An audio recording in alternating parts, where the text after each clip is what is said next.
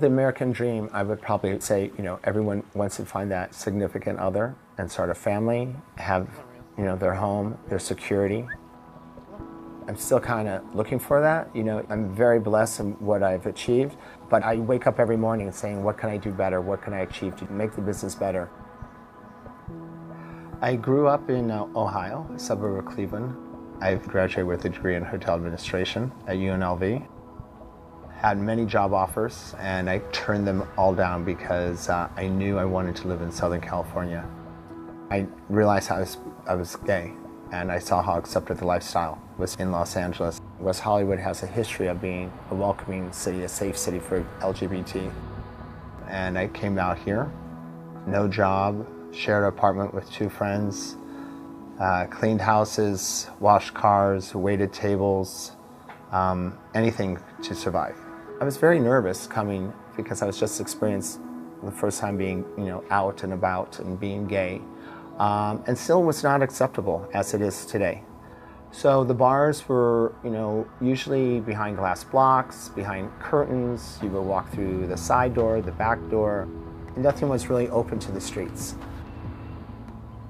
I got a break and started working for a small investment firm, which led me going into working for Wells Fargo, and I stayed with them for 7 years as a vice president and a branch manager.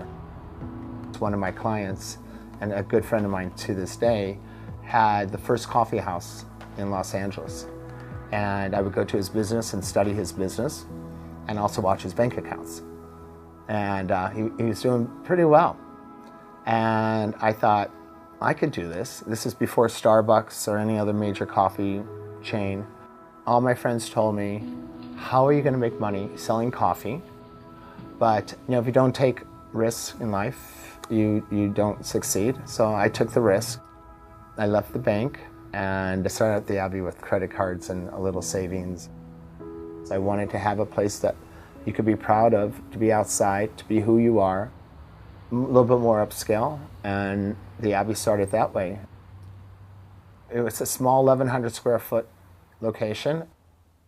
I put in a small kitchen, a cafe, because I wanted to sell more than coffee and cakes, and at this time I started seeing my first Starbucks. And I wanted to stay a step ahead, so I said, let me put in a kitchen, do a little cafe, and then was able to expand a little bit more, and I put my first bar in. And then after 3 years I had the opportunity to move across the street, and I'm very happy to say the Abbey is going to be celebrating its 25th year. And it's nice to see that when you're looking around the Abbey and you have 1,200 people in there, and no one's asking you if you're gay or if you're straight. It doesn't matter anymore.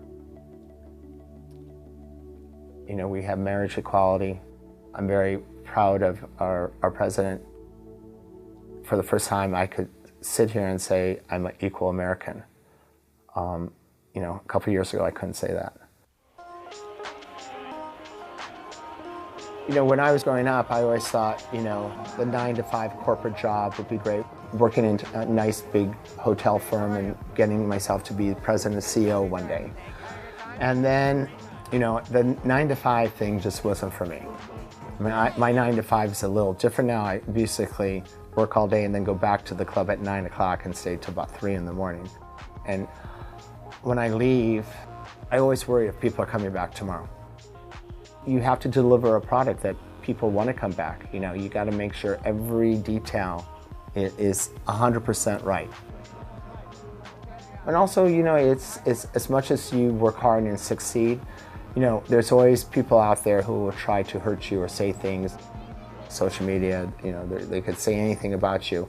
And you can't let that bother you. You just do the best you can, deliver a product you can, make people happy. I see, some of my customers walking around their friends or their family for the first time and kind of showing the rooms and how I expanded into here, and then the Abbey grew into this room, and they take pride of ownership. It makes me feel really nice to know that a gay person is bringing their parents in and saying, look, look how proud I am. We could have a nice meal here. We could have fun. Or bringing their friends in who are visiting from around the world and showing off the Abbey. And I look back, I love to see people dancing and having fun, and that's so much part of my success. I don't need a bigger house, I don't need more cars. I could put my head down on the pillow at night, go to bed, and not worry.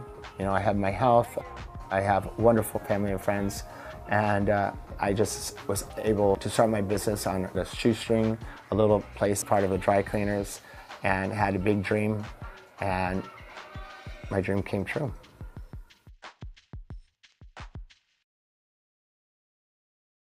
What dreams do you chase? Share your dream at ReDreamProject.org.